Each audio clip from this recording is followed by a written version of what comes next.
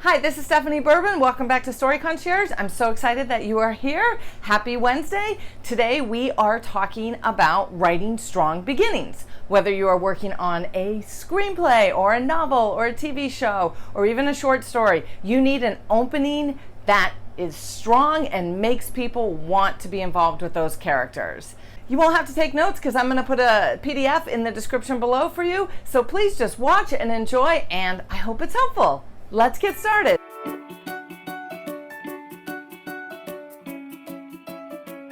Three things that you need to have a strong beginning to your story are who, where, why, and what. Who is your main character? Who is the story about? So if you're writing a novel, we need to know in that first sentence or maybe two who the story is about. If it's in the first person, it can be a little bit trickier, but you can do it. Just read some examples. I recommend The Outsiders. It's an older book, but it is a classic and it is amazing. Ponyboy Curtis is speaking to us in the first person, and you know immediately within that first paragraph who he is and what the story is about. It's really, really well done. Another one is We Were Liars.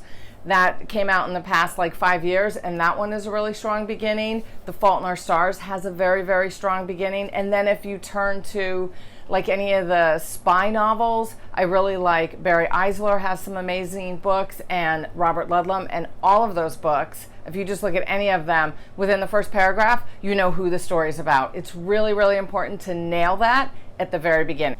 Where is the setting? And a lot of people forget to add the setting.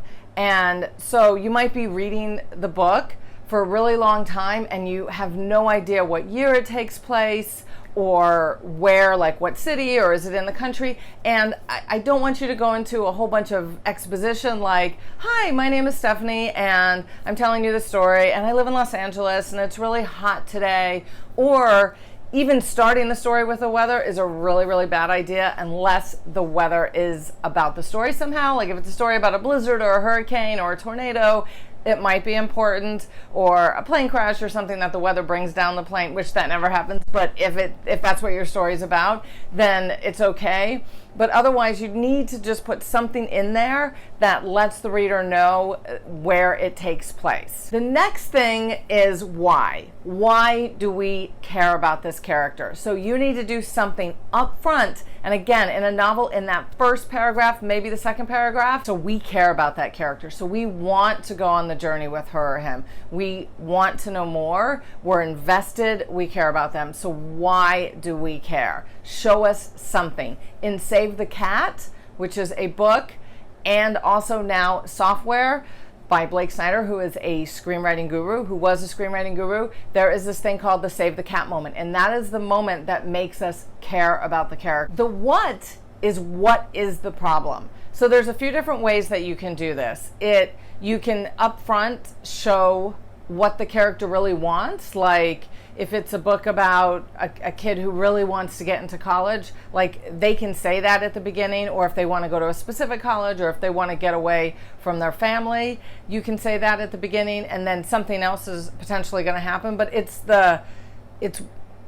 what is happening that drives the story forward that's really, really important. You don't, obviously the inciting incident isn't going to be on the first page, so that what is a little bit different than what is going to ultimately move the story into an actual story, but you need to have the stakes up front. So when we open that book, we know who it's about, where it takes place, time and place, why we should care about this character, and what that character really, really wants. So some great beginnings from television that I encourage you to watch. I think most of these are on Netflix. But Monk, there's a show called Monk, and it's really, really good. In the first pilot episode, you know immediately who he is and how he feels about the world. And then actually by the end of that pilot, you know what has shifted his life into then a TV show. Also, Friends. It's the 25th anniversary this year of Friends.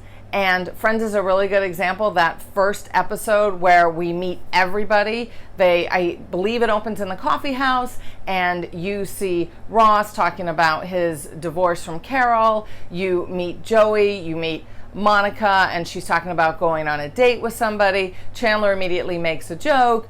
Phoebe's like cleansing Ross's aura, and then Rachel comes in and she's in her wedding dress, so you know immediately that she's left her wedding. And it's really, that whole episode is really good, but I would say within the first 5 minutes, it was established, less than 5 minutes, within 2 minutes, it was established very quickly who those characters were and what the problems were going to be. Now, television is a little bit different than novels or screenplays because the arc is much larger. Things, you know, you have one story in each episode, but then you have a larger arc, so it's a little bit different. And if the characters grow too much or learn too much, then the show gets really boring. So you really want to be careful knowing the difference. If you're working on TV, study TV writing and study television shows. Buffy the Vampire Slayer has one of the best openings I have ever seen without exposition. I encourage you to watch it. I don't think it's on Netflix, unfortunately, but you know, it might be on YouTube. And I know you can find the script to look at it. It's absolutely brilliant the way that they do it, and there's little, if not any, exposition, but you just know immediately that the world that was created is not one that's like the world that we live in. You know there's danger, and then immediately you meet Buffy and you know a lot of things about her just by what's happening when she's interviewing with her new school principal. Mad Men is also a really good example of a great opening episode. Breaking Bad is also really good. The Big Bang Theory is really good. I mean, there are tons. Just look at the most successful shows and then go back and watch that pilot episode and you will see how strong they really are. Now, for movies, same kind of thing. You really only have a few minutes to establish, and nowadays when there's so much streaming, I still go to the movies once or twice a week. Me and my husband, we love movies. We go a lot. A lot of people aren't going to the theater. They're downloading stuff or they're watching them on demand. And if you don't catch that viewer's attention very fast, they're going to go on to the next thing. So it is the same thing. You need to establish up front who the character is. If you are writing a screenplay, I advise you to stay away from voiceovers. There are a lot of successful movies that do have voiceovers. One that comes to mind is Up in the Air with George Clooney, and he's voicing it over and he tells us pretty much up front.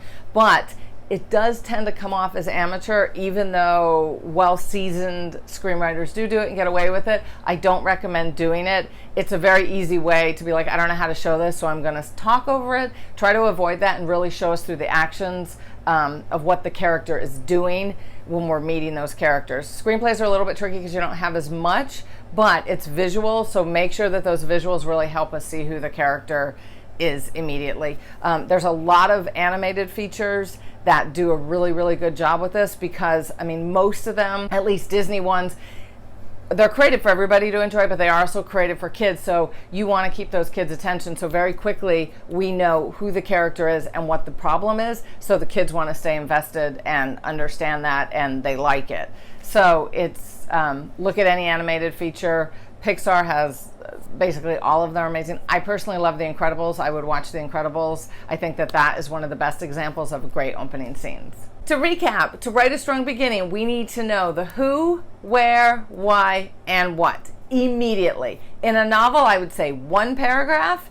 In a TV show, in that first page of your script, which means the first minute of the show. And in a movie, I also recommend the first page, especially if you're not established and you're sending your work out to readers at studios. When I was a reader for the studios, if that first page didn't catch me, it was a pass immediately. I'm sorry. And it's the same thing now. I go to Barnes & Noble and I pick up a book and I read that first paragraph, and if it does not grab me, I am done with that book. And I am also a writer, so it kills me to say that because when I'm working on my own novel, I always think like, well, they're going to read 3 or 4 pages, but they're not. The truth is they're not, and the readers aren't going to. So you really need to make sure that you get all that in there. So please go into the description. I have included a PDF, like a sort of cheat sheet for this. And then your homework is to look at your favorite books, look at your favorite TV shows, your favorite movies, and really study the beginning to those, because without the beginning, there's no story. If people don't care about the character or the story or both, then they're not going to follow you along.